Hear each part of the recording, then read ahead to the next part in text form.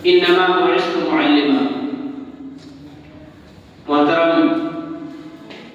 اور مشفق اساتذہ کرام، یہاں اسٹیج پر مہمانان کرام جو بہت ہی اپنی نوعیت کا انوکھا اور یونیک پروگرام ہے، اور already idea teachers association Rampur اس کو آرگنائز کر رہا ہے. اس پر اس پروگرام کے تمام ہی آرگنائزرز بالخصوص رامپور یونٹ کے ذمہ داران قابل مبارکباد ہیں کہ بہت ہی مختصر سی مدت میں، بہت ہی کم سمے میں اس پروگرام کو آرگنائز کیا اور اس بات کی کوشش کی کہ آج کے حالات میں ٹیچرز کا جو مقام و مرتبہ ہے، ان پر جو بھاری ذمہ داری ہے، اس ذمہ داری کے تئیں ان کی ذمہ داری کے احساس کو بھی بیدار کرنے کی کوشش کی جائے، ان کے اسکلز کو ڈیولپ کرنے کی بھی بات کی جائے، اور وہ ایز اے ٹیچر اپنے کلاس روم اور اپنے اساتذہ اور اپنے اسکول مینجمنٹ کے ساتھ ان کا جو کنیکشن ہے، ان کا جو رشتہ ہے، اس رشتے کو کس طرح سے خوشگوار اور بہتر بنانے کی کوشش کی جائے. نئی نسل کو حدود پر تربیت کر کے ان کو اس طرح سے ان کی پرسنالٹی کو ڈیولپ کرتا ہے کہ وہ سماج کی مختلف نوع ضروریات کو پورا کرنے والے بن جائیں.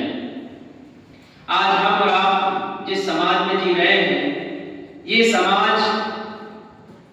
علم کے اعتبار سے، نالج کے اعتبار سے اور مختلف جدید ٹیکنالوجی کے اعتبار سے بہت پانے عروج پر ہے. اس 21ویں صدی ہے یہ، اور اس صدی کا یہ خاصہ ہے کہ یہ نالج پروڈکشن کی صدی ہے. سائنس اور ٹیکنالوجی بہت تیزی کے ساتھ آگے بڑھ رہی ہے. ہر دن نہ صرف ہزاروں بلکہ لاکھوں ریسرچ ہو رہے ہیں،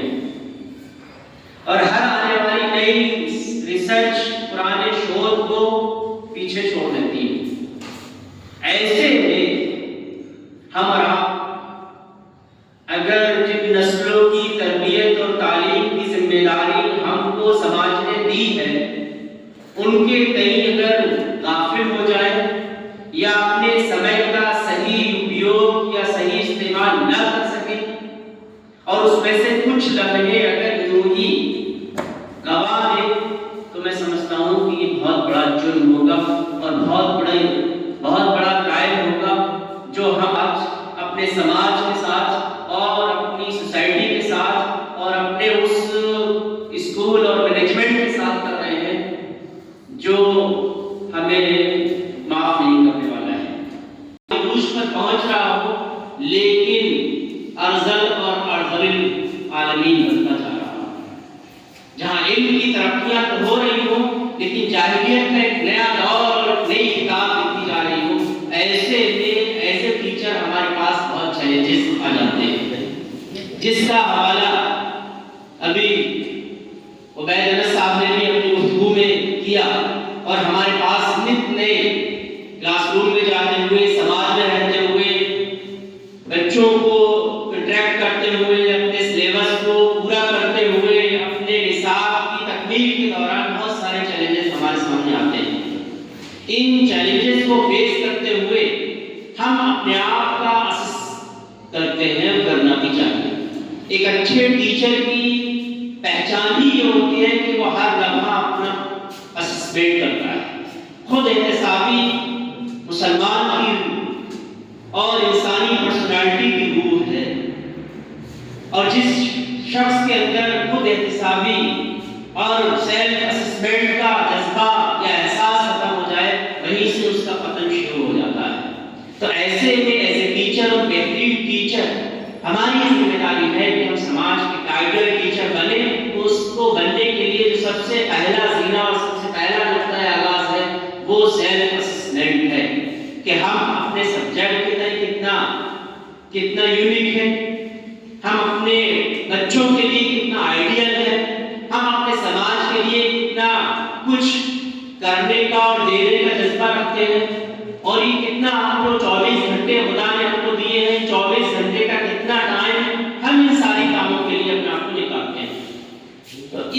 احساس کے ساتھ اگر ہم اپنے وقت کو اپنے ٹائم کو مینیج کرتے ہیں، جہاں ہمیں اپنی صلاحیتوں کو بھی نکھارنا ہے، جدید ٹیچنگ میتھڈس کو بھی جاننا ہے، جدید اسکلز کو بھی پہچان کو آگے بڑھنا ہے، تو وہ چیز جو بات کہی گئی تھی عزیز صاحب کی طرف سے کہ ہم خود ایک آئیڈیل بن سکتے ہیں، اور ہماری آئیڈیل ہونے کی دلیل کوئی اعجاز یا کوئی پرسکار نہ ہوگا، بلکہ ہمارے ہزاروں لاکھوں جو سماج میں پھیلے ہوئے بچے ہوں گے جو اپنے دور میں مختلف انداز میں مختلف جگہوں پر اپنی جگہ لیتے ہوں گے، اور جب ٹیچر ان کے سامنے ایسے ٹیچر آئے گا تو جس احساس کے ساتھ وہ اس ٹیچر کو مقدس سمجھتے ہوئے اس کا عزت اور اس کا احترام کریں گے، تو سماج